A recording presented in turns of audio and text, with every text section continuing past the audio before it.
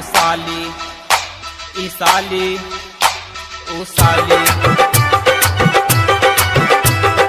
DJ Tarak DJ Tarak recording RK recording studio Patna.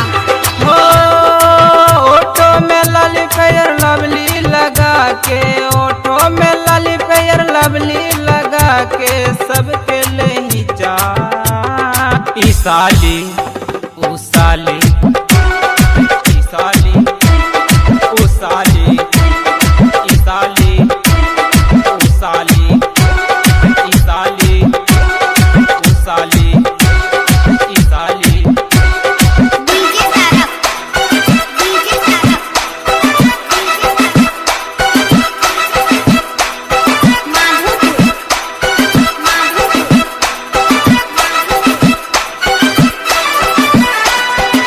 ई साली ओ साली ई साली ओ साली ई साली। गोरे गोरे गाल वाली होठ लाले लाल वाली देखे में साली जबरदस्त लगेगे। जोरा जोरा पायल कानों में बाली देखे में साली मस्त लगेगे। गोरे गोरे गाल वाली होठ लाले लाल वाली देखे में साली जबरदस्त लगेगे।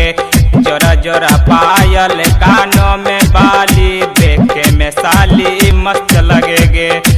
ललका दुपट्टा ओढ़ी के तखनी, ललका दुपट्टा ओढ़ी के तखनी ले ही सबके परान ई साली ओ साली ई साली ओ साली ई साली ओ साली ई साली ओ साली ई साली ओ साली। DJ Tarak DJ Tarak Madhopur recording RK recording studio Patna. ई साली ओ साली ई साली ओ साली।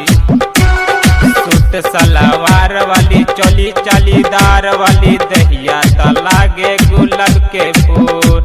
देखे में छोटकी देखे में बड़की तोहर सामान लगे मनी महटर के फूल।